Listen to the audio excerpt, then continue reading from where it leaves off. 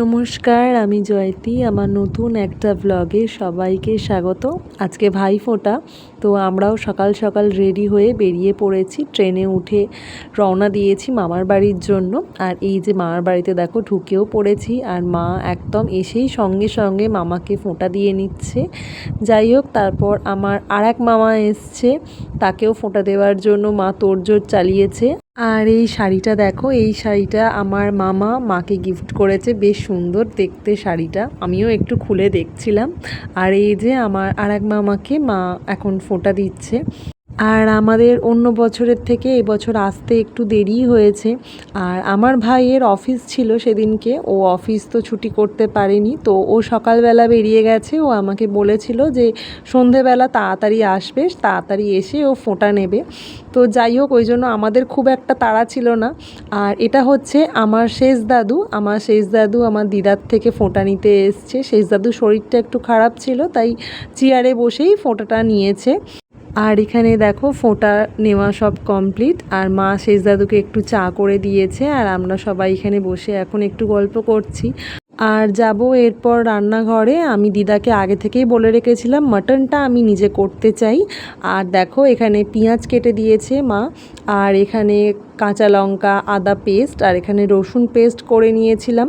যাই হোক, এবার তেলের মধ্যে পেঁয়াজ দিয়ে রান্নাটা শুরু করছি। আর আমার বোন পাশ থেকে সমানে বলছে একদম রসিয়ে কষিয়ে ঝাল দিয়ে করবি। ঝালটা সেদিনকে একটু বেশিই হয়ে গেছিলো হয়তো। আর এখানে ছিল একদম সিম্পল মেনু, ফ্রায়েড রাইস আর মাটন কষা, আর চাটনি ছিল। তো মাটনটা এমনি ম্যারিনেট করা ছিল। আমি বোনকে বললাম একটু টক দই দিয়ে ভালো করে ম্যারিনেট কর। তো এই যে উনি ম্যারিনেট করছেন।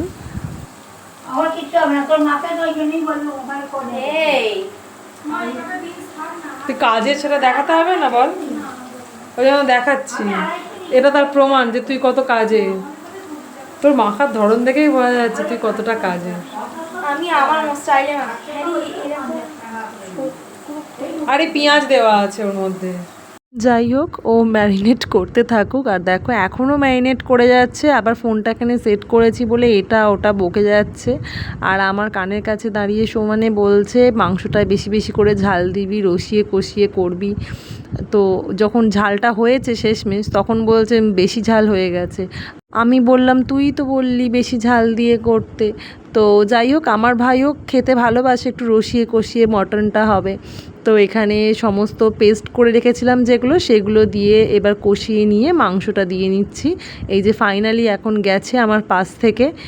এখন একটু শান্তিতে রান্না করব আমি। যদিও আমার মা আর দিদা এত বকবক করছিল, আর আমার রান্না করবার সময় যত হাতের কাছে বাসন ছিল সব আমার দিদা নিয়ে চলে যাচ্ছে মাজবেন বলে।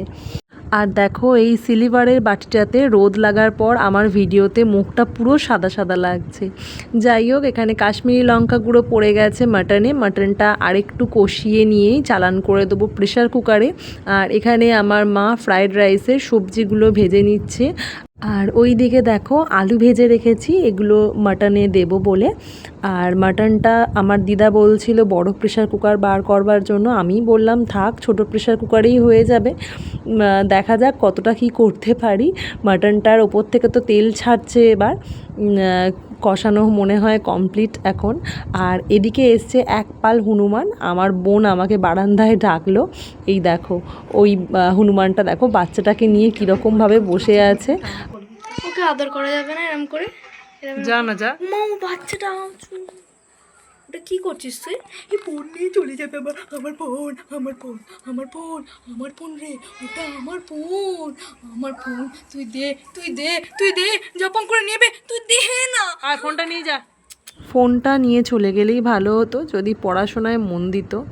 আর এখানে আমাদের মাটনটা নেমে গেছে। এটা ফ্রায়েড রাইস খেয়ে দিয়ে একটু রেস্ট নিচ্ছিলাম। আর আমাদের ভাই তাড়াতাড়ি চলে এসেছে, তাই দু বোনে দুটো প্লেট সাজিয়ে নিয়েছি। আর আমার বোন এখানে রেডি হয়ে গেছে। আর আমি এখানে এসে যে শাড়িটা পরবো ভেবেছিলাম, সেই শাড়িটা আমি আনতেই ভুলে গেছি। তো মায়ের পরে আসা শাড়িটাই আমি পরে নিয়েছি, কী আর করবো। আর আমার ভাইকেও বললাম তুই একটা সুন্দর পাঞ্জাবি পরে একটু ভালো করে রেডি হয়ে হয়ে আয়, কারণ যখন ফোঁটা দেবো তখন তো ভিডিও করব। ও এখানে রেডি হয়ে বসে পড়েছে ফোঁটা নিতে। আর এই যে ফোঁটার শেষে আমাকে পেন নাম ঠুকে নিল, আমি বুঝতেই পারিনি ও আমাকে পেন নাম করবে। যাই হোক, তখন ওকে মাথায় হাত দিয়ে আশীর্বাদ করা হয়নি, এখন তোকে আশীর্বাদ করছি, তুই খুব ভালো থাক, সুস্থ থাক, আর তাড়াতাড়ি বিয়েটা কর এবার, যাতে খুব সুন্দর করে সাজগোজ করে তোর বিয়েতে 4-5 দিন কি তার থেকেও বেশি সময় ধরে আনন্দ করতে পারি, বলা যায় নৃত্য করতে পারি। আর এখানে আমার বোন ফোঁটা দিচ্ছে এখন, এরপর ও একটু আমার ভাইয়ের পাশে বসে ফটো তুলবে। আর আমি এখানে ভিডিও করছিলাম বলে দেখো মুখটা কেমন বেজার মার্কা করেছে, ওকে এক্ষুনি ফটো তুলে দিতে হবে, যেন ফটো তোলা পালিয়ে যাচ্ছে। আর এই যে আমার ভাইয়ের থেকে পাওনা গিফট, দাঁড়াও গিফটের প্যাকেটটা খুলছি, এক হাতে খুলছি, এক হাতে ফোনটা যেহেতু ধরে আছি একটু সময় লাগছে। এখানে একটা হাড়ের আর কানের সেট রয়েছে, এটা দাঁড়াও বার করে তোমাদেরকে দেখাচ্ছি। আর এটার মধ্যে মনে হয় একটা কানের রয়েছে, এই যে এটা একটাই অক্সিডাইজের হাড় আর কানের সেট রয়েছে, কানেরটাও বেশ সুন্দর। আর আমার অক্সিডাইজের মধ্যে এরকম লং হার আর কানের সেট ছিল না, তো এটা একটা কিনবো ভেবেছিলাম, যাই হোক গিফট পেয়ে গেলাম, খুব সুন্দর হয়েছে। আর নিচটা একটু বল বল একটু এরকম ঝুমকো টাইপের দেওয়া। আর এটা হচ্ছে কানেরটা, তারাও কানেরটা তোমাদেরকে খুলে দেখাই। আর আমার ভাই এখানে গল্প করছে, আগের দিন রাত্রিরে ও অনেকটা সময় হাতে নিয়ে এই গিফটগুলোকে র্যাপ করেছে। শুধু কানেরটাকেও দেখো একটা খামের মধ্যে পুরো সেলোটেপ দিয়ে তার ওপর প্যাকিং পেপার দিয়ে সুন্দর করে র্যাপ করেছে। এই যে এটা হচ্ছে আমার কানের, আর বোনকেও দিয়েছে, বোনকে 2টো কানের দিয়েছে। বোনের কানেরটা দেখাই, এই যে বোন আমার হারটা পছন্দ করেছিল ও খুব, যাই হোক ওকে তো পরতে দেবই। আর বোনকে এই 2টো কানের দিয়েছে। তো চলো ভিডিওটা এটুকুই রাখছি, ভিডিওটা কেমন লাগলো জানিও, ভালো লাগলে একটা লাইক আর শেয়ার করে দিও।